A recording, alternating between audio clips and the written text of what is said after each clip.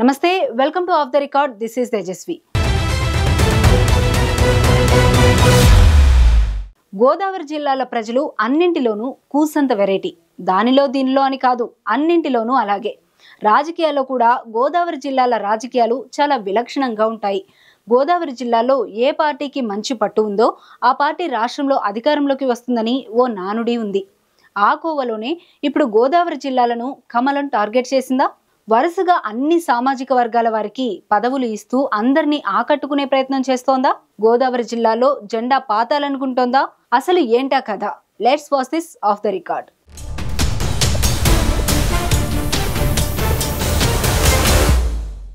ఏపీలో ఏ ఎన్నికలు వచ్చినా గోదావరి జిల్లాలపైనే అందరి చూపు ఉంటుంది. ఎందుకంటే గోదావరి జిల్లాల్లో ఏ పార్టీకి ఎక్కువ సీట్లు వస్తాయో ఆ పార్టీ రాష్ట్రంలో అధికారంలోకి వస్తుందని అందరూ అంటుంటారు. అలాగే జరుగుతుంది కూడా. 2014 సార్వత్రిక ఎన్నికల్లో టీడీపీ ఉభయ గోదావరి జిల్లాల్లో క్లీన్ స్వీప్ చేసింది. అలాగే 2019లో వైసీపీ క్లీన్ స్వీప్ చేసింది. ఇక ఇప్పుడు 2024 కూటమి ఏర్పడిన గోదావరి జిల్లాల ప్రభావం స్పష్టంగా ఉందంటున్నారు నిపుణులు. ఇదే క్రమంలో ప్రస్తుతం గోదావరి జిల్లాల్లో బీజేపీ తన బలం పెంచుకునేందుకు ప్రయత్నాలు చేస్తోంది. దీంతో కమలం పార్టీ కార్యకర్తలు నాయకుల్లో కొత్త ఉత్సాహం మొదలైందట. గతంలో బీజేపీ నుంచి రెబల్ స్టార్ కృష్ణంరాజు ఒంటరిగా పోటీ చేసి గెలుపొందారు. కాకినాడ నరసాపురం ఎంపీగా పోటీ చేసి కేంద్ర మంత్రిగా ఎదిగారు. బీజేపీకి బలమైన పునాది వేశారు. ఇక నరసాపురం ఎంపీగా గతంలో గోకరాజు గంగరాజు బీజేపీ నుంచి గెలుపొందారు. ఏపీలో బీజేపీకి బలమైన కేడర్ ఎక్కడా అంటే నరసాపురం పార్లమెంట్, అందులోనూ భీమవరం నియోజకవర్గంలో బలమైన పట్టు ఉంటుంది. ఇప్పుడు అదే మాదిరి బీజేపీ నరసాపురం పార్లమెంటు నుంచి ఏపీలో పాగా వేసేందుకు వ్యూహ రచనలు చేస్తోందట. ఎందుకంటే బీజేపీలో సీనియారిటీ చూస్తూ కీలక సామాజిక వర్గాల వారికి కీలక పదవులు ఇస్తూ పట్టు సాధించే విధంగా అడుగులు వేస్తోందట.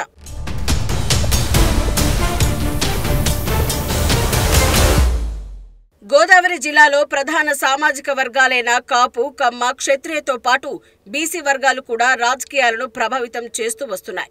నరసాపురం పార్లమెంట్లో గతంలో రెబల్ స్టార్ కృష్ణంరాజు, ఆ తర్వాత గోకరాజు గంగరాజు బీజేపీలో గెలుపొందారు. ఈసారి అనూహ్యంగా అక్కడి నుంచి రఘురామకృష్ణంరాజు పోటీకి సిద్ధమైన బీజేపీ ఆయన్ను పక్కన పెట్టి అదే సామాజిక వర్గానికి చెందిన భీమవరం భూపతిరాజు శ్రీనివాస్ వర్మకు నరసాపురం ఎంపీ సీటును కేటాయించింది. ఆ తర్వాత ఆయన కేంద్ర మంత్రిని కూడా చేసి బీజేపీలో క్షేత్రస్థాయి నుంచి కష్టపడిన కార్యకర్తకు గుర్తింపు లభిస్తుందని చాటే విధంగా ప్రయత్నించింది. అదేవిధంగా ఆర్ఎస్ఎస్ మూలాలు ఉన్న నాయకులను ఎప్పుడు బీజేపీ గుర్తిస్తుందని క్షత్రియ సామాజిక వర్గం వారికి కేంద్ర మంత్రిని ఇవ్వడంతో ఆ సామాజిక వర్గానికి చెందిన వారందరూ కూడా అనుకూలంగా ఉంటారని భావించింది. అందుకు తగ్గట్లుగానే సామాన్య కార్యకర్త అయిన తనను కేంద్ర మంత్రిని చేసింది బీజేపీ అధిష్టానమని కార్యకర్తల్లో జోస్ నింపుతూ ఉన్నారు శ్రీనివాస్ వర్మ.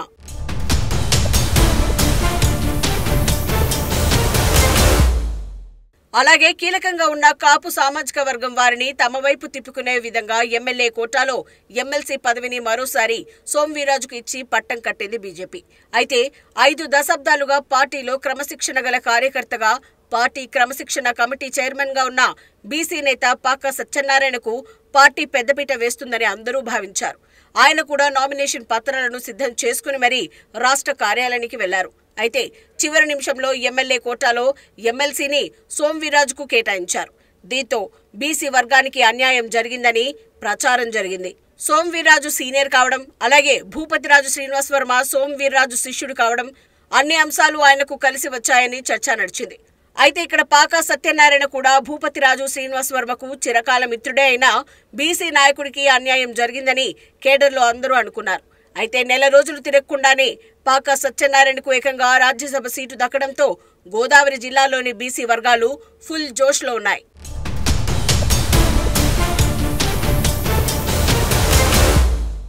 పాకా సత్యనారాయణ లాంటి మిత్రులకు న్యాయం చేసేందుకు సోంవీర్రాజు, ఇటు శ్రీనివాస్ వర్మ బీజేపీ అధిష్టానం వద్ద పావులు కదిపినా ఎంతమంది కీలక నేతలు ఉన్నప్పటికీ ఏపీలోని రాజ్యసభ సీటు, ఇటు నరసాపురం పార్లమెంట్లోని భీమవరం నియోజకవర్గంలోని బీసీ నాయకుడికి రావడం, అందులోనూ పాకా సత్యనారాయణకు రావడంతో బీజేపీ వ్యూహాత్మకంగా గోదావరి జిల్లాలపై కన్నేసిందని అంటున్నాయి రాజకీయ వర్గాలు.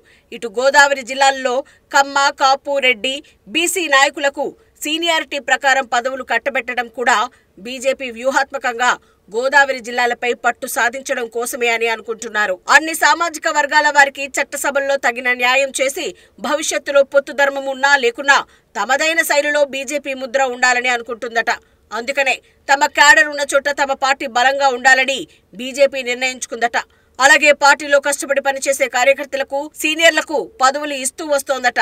కమలం పార్టీలో గోదావరి జిల్లాలో కష్టపడి పనిచేసే కింది స్థాయి కార్యకర్తలకు కూడా పదవులు దక్కడంతో తర్వాత ఎవరి నంబర్ వస్తుందో అని అందరూ ఆతృతగా ఎదురుచూస్తున్నారట. అయితే ఇదే వరుసలో దెందులూరు టికెట్ ఆశించి భంగపడ్డ తపనా చౌదరి, గోదావరి జిల్లాలోని మరో నియోజకవర్గంలో టికెట్ ఆశించిన శరణాల మాలతీరాణి, కోడూరి నారాయణ వంటి ఎందరో సీనియర్ నాయకులు వెయిటింగ్లో ఉన్నారట. వీరిలో తర్వాత వరుసలో ఉన్న అదృష్టవంతులు ఎవరు అని చర్చ నడుస్తుంది. కమలం పార్టీలో అయితే రాబోయే సార్వత్రిక ఎన్నికలను దృష్టిలో పెట్టుకుని గోదావరి జిల్లాలో పాగా వేయాలని కమలం పార్టీ చూస్తుందట. అయితే రాబోయే రోజుల్లో పొత్తు ధర్మం ఉన్నా లేకున్నా బలమైన కేడర్ను ఏర్పాటు చేసుకోవాలని కమలం పార్టీ వ్యూహాత్మకంగా అడుగులు వేస్తుందనటానికి ఇదే నిదర్శనం అంటున్నారు అక్కడి ప్రజలు.